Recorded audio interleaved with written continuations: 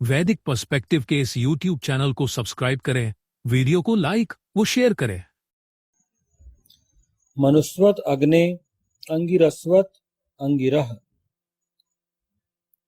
ययाति वत् सदने पूर्व वच्छुचे अच्छ यावा वहा दैव्यम जन्मा सादय बर्हिषि यक्षि च प्रियम। मनन करने वाले के समान हे अग्नि, अंगार प्राण के समान हे अंगार, हे प्राण प्रयत्न करने वाले के समान पूर्वत पवित्र सदन में उत्तम गमन करो, भली भांति वहन करो, दिव्य जनों का स्तवन आसन पर संस्थापित करो और प्रिय का यजन करो। ऋग्वेद के प्रथम मंडल के 31वें सूक्त का 17वां मंत्र है। और एक स्कूल का कैप्टन अलग होता है, कक्षा का तो कैप्टन होता ही है, एक स्कूल का भी होता है। तो वो टीचर जो है वो ये डिसाइड कर लेता है कि कौन होगा, किसके अंदर नेतृत्व क्षमता है। बस अग्नि को चुनने का यही तरीका है कि वो जो अग्नि होते वो समझ जाते कौन अग्नि है और किस पर मेहनत करनी। लेकिन ये नहीं कि वो जिनमें नेतृत्व क्षमता सिर्फ उन्हीं को चुनना है, नहीं, ऐसा नहीं करना है। जो वेद कहता है कि अगर आप अग्नि हो तो आप जो आम आदमी उनको भी अग्नि बनाना, उनमें भी ये प्रतिभाएं विशेषताएं विकसित करना है। मैंने एक छोटा सा उदाहरण दिया। जैसे मनन करने वाला कोई भी बात बगैर सोचे विचारे नहीं कहता, कोई कार्य बगैर मनन किए नहीं करता, तथा प्राण जिस प्रकार मानव शरीर के लिए आवश्यक है उसी प्रकार अग्नि भी मानव जीवन के लिए आवश्यक हो तथा प्रयत्न करने वालों के समान प्रयासरत हो, ऐसा अग्नि।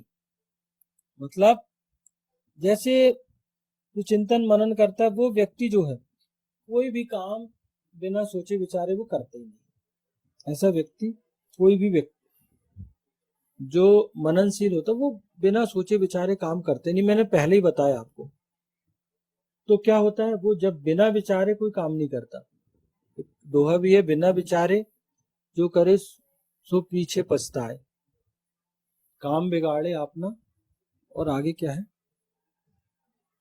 जग में हो थसाए, ऐसा कुछ है शायद। मतलब बिना सोचे विचारे आपको कोई भी कार्य नहीं करना, मनन करना, चिंतन करना। मैंने वही बताया, चिंतन मनन करके आपको कोई काम करना है जीवन में। जिस प्रकार जो है प्राण है, जैसे प्राणों के बिना मानव जीवन की कल्पना नहीं की जा सकती। मानव शरीर जो है वो बिना प्राणों के जीवित ही नहीं रह सकता। प्राण का अर्थ ही जीवन है। जिसमें प्राण ही ना हो वो तो मिट्टी के समान। तो शरीर वो कितना ही सुंदर शरीर हो, उस शरीर का कोई महत्व नहीं। तो जैसे मानव शरीर में प्राण आवश्यक है, मनुष्य के शरीर के अस्तित्व के लिए प्राण होना आवश्यक है, उसी प्रकार ईशान ने मनुष्य को कहा है। अंगिरा मतलब प्राण, अंगिरा होना चाहिए, अंगिरा वाली विशेषता होनी चाहिए। अगर प्राण नहीं तो कुछ नहीं। उसी प्रकार अग्नि को कहा गया कि तुम इस समाज के प्राण। अग्नि को एक बहुत बड़ी जवाबदारी ईशान ने सौंपे कि तुम्हें इस समाज को बहुत आगे ले जाना है। ये तुम्हारी ड्यूटी, तुम्हारी जवाबदारी। क्यों? क्योंकि इस समाज को तुम्हारी आवश्यकता है। लोग तो बहुत होते हैं, बहुत सारे लोग हमारे आसपास जीवन जी के, बहुत सारे लोग नॉर्मल ही जीवन जी के चले जाते हैं, लेकिन बहुत उनमें से कुछ लोग होते हैं जो नेतृत्व करते हैं, समाज को नई दिशा देते हैं, आगे बढ़ते हैं। कोई किसी क्षेत्र में, कोई किसी क्षेत्र में, वो सब अग्नि है। ये सारे व्यक्ति अग्नि है, इन्हें अग्नि की श्रेणी में रखा गया है। क्यों? क्योंकि ये सब लोग बहुत मेहनत करते हैं।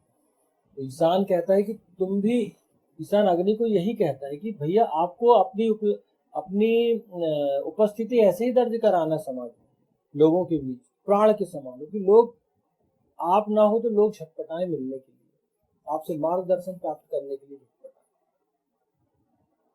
कि यार ये व्यक्ति हमारे बीच होना चाहिए, ऐसा व्यक्ति हमारा राजा, ऐसा व्यक्ति हमारा नायक। ये चीज लोग करें, अगर हम ऐसा करेंगे, लोग ऐसा करेंगे, तो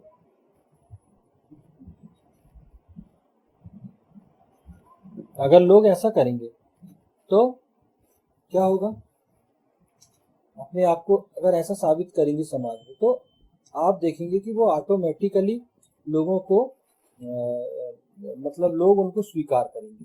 अग्नि को ऐसे ही होना चाहिए, ऐसी ही आवश्यकता है अग्नि की भी। तो जो है अग्नि जो है वो मानव जीवन के लिए आवश्यक हो तथा प्रयत्न करने वालों के समान प्रयासरत हो, और मतलब प्रयत्न करने वालों के समान प्रयासरत, ऐसा अग्नि। अगर कोई अग्नि नहीं भी बना है तो वो प्रयत्न करने वालों के समान प्रयासरत हो, कि कोई प्रयत्न करता है तो उसको भी ये होना चाहिए अग्नि को कि यार मैं भी प्रयास करती किसी उपलब्धि को पाना, तो मैं भी प्रयास करूं, मैं भी अपनी इंद्रियों पर विजय पाऊं, क्योंकि सामने वाला भी प्रयासरत है। एक व्यक्ति प्रयासरत है, वो भी अग्नि की श्रेणी में आ रहा है, वो अपनी इंद्रियों पर विजय प्राप्त करे, वो अग्नि बनने की ओर अग्रसर है। एक तो बन चुका अग्नि, कोई और है जो उसके समान प्रयासरत है, और जो बाकी को कहा गया कि तुम भी जो प्रयासरत है उनके उनके जैसे प्रयत्न करो, कि तुम भी एकदम प्रयास रत, जब तुम भी एक उस प्रयास में सफल हो, तो तुम भी अग्नि बनो। क्योंकि अग्नि यहाँ हम बता दें, अग्नि कोई भौतिक शब्द है अग्नि, तो ये उसका मतलब ये नहीं कि आपको अग्नि बनना है, प्रकाश की ओर ले जाने वाला, मतलब वहां वो विशेषताएं आपको अपने अंदर लानी है, और कोई भी विशेषता बिना मेहनत के, बिना परिश्रम के आपके अंदर नहीं आ सकती। आपको पत्थर को अगर मूर्ति बनाना है तो छेनी और हथौड़े से उसको तराशा जाता है, उसको आकार दिया जाता है, और उसमें मूर्ति बनाई जाती है। और जो फालतू का मटेरियल होता है पत्थर का, जो उस मूर्ति उस आकार में फिट नहीं बैठता, तो हट जाता है, उसको हटा दिया जाता है। ऐसे ही अग्नि भी, आपको अपने जो विकार है उनको हटाना पड़ेगा, अपने आलस्य को, आपके अकर्मठता को, आपके अंदर की जो दुर्गुण है उनको हटाना पड़ेगा। जब वो हटेंगे और आप शेप में आएंगे, आप कर्मों के शेप में, परिश्रम के शेप में, तो एक आकार आपको मिलेगा, उसे ही अग्नि कहा जाता है। पूर्ववत पवित्र सदन में उत्तम गमन करो, उसे पहले के समान पवित्र सदन में गमन करना है।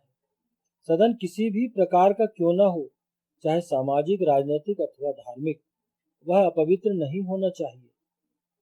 अग्नि ऐसे अपवित्र सदनों में गमन न करे। सदन मतलब होता है, आप उसको ले लो, गृह ले लो, निवास स्थान। सदन मतलब जहाँ लोग रहते हैं, आप उसको, सबसे पहला तो घर होता है, घर को सदन कहा जाता है। तो मंदिर को सदन कहा जाता है, मंदिर में लोग पूजन करने जाते हैं, वहां बैठ के धार्मिक चर्चाएं करते हैं। समाज में आप देखते हो, समाज में कहीं पंचायत होती है तो उस भवन को सदन कहा जाता है। पहले के समय में कोई बरगद का पेड़ होता था, उसके नीचे लोग बैठते थे, वो भी एक सदन हो गया, सामाजिक सदन। तो एक होता है राजनीतिक सदन। तो राजनीतिक सदन होता है जैसे विधानसभा, राज्य के अंदर विधानसभा है, विधान परिषद है। केंद्र में अगर आप जाए, सेंट्रल में, तो लोकसभा है, राज्यसभा है। आप बहुत छोटे स्तर पर अगर आएंगे तो नगर पालिका, नगर पंचायत है। तो ये प्रतिनिधि जहाँ बैठते हैं, राजनीतिक प्रतिनिधि चुने हुए, और वो जहाँ निर्णय लेते, डिसीजन लेते, उसे राजनीतिक सदन कहा जाता है। और समाज के विषय में निर्णय लेना सामाजिक सदन कहा जाता है।